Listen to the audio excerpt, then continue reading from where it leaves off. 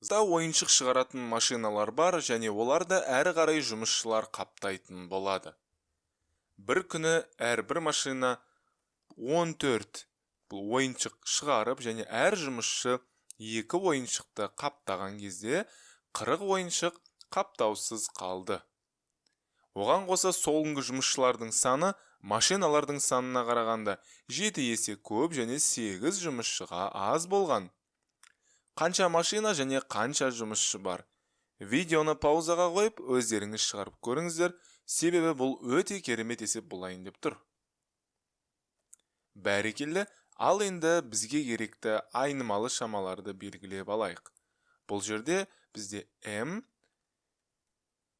бұл машиналар саны болсын. Яғни бұны жазсақ, бұл машиналар саны. Ал N жұмысшылар саны делік. Яғни бізде көк түспен бұл N жұмысшылар саны болсын.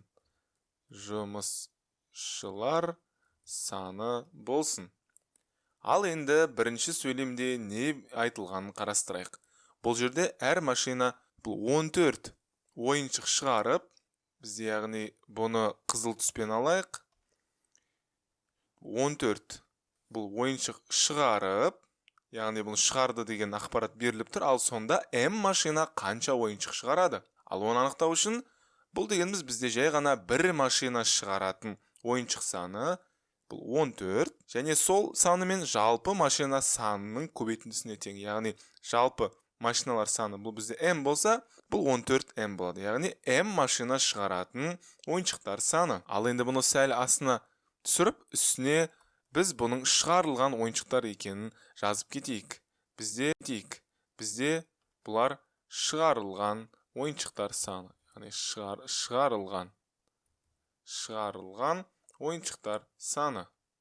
Ал енді қанша ойыншық қапталды?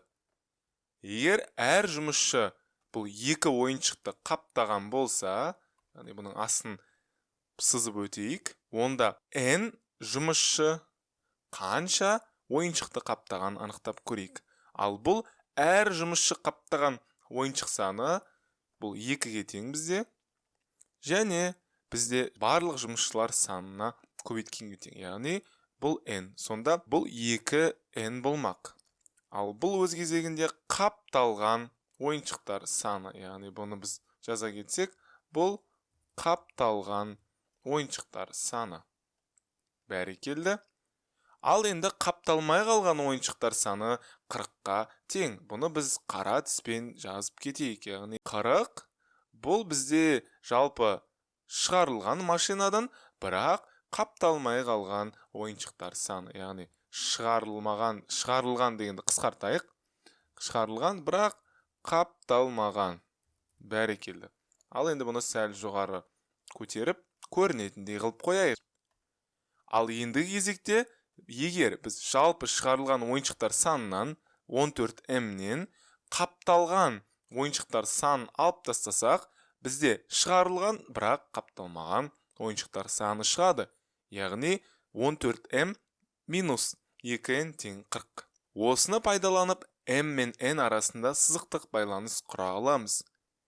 Бұл теңдеу М мен N-нің мәнін табуға жеткіліксіз, бірақ бізде екінші сөйлем бар екенін ұмытпайық.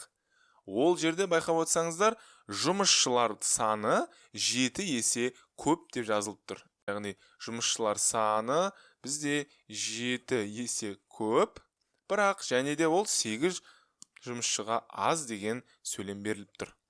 Ал енді бізде екі айнымалысы бар теңдеуді құру үшін бізде келесідей өрнекті құрсақ болады.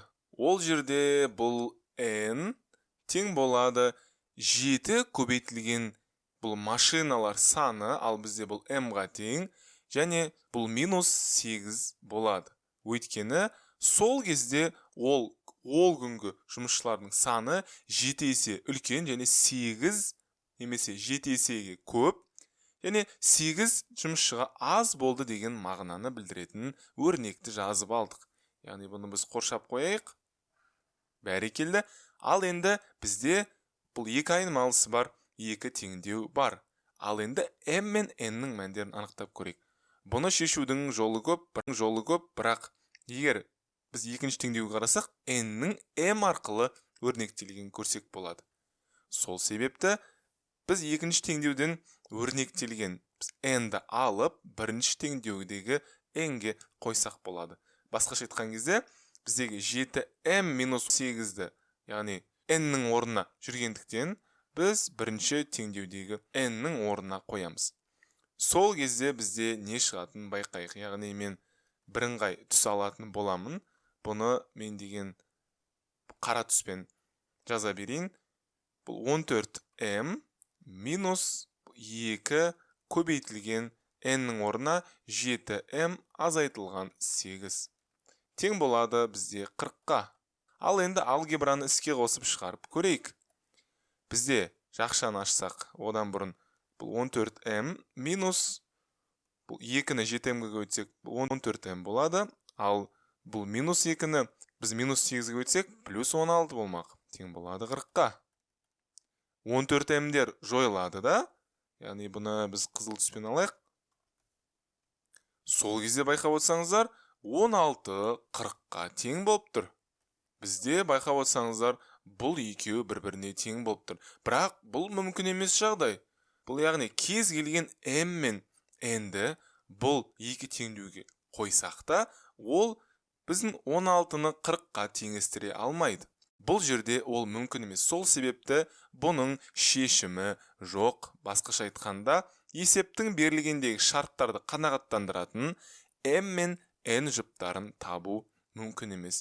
Яғни шешімі жоқ. Бізде бұл есептің шешімі жоқ.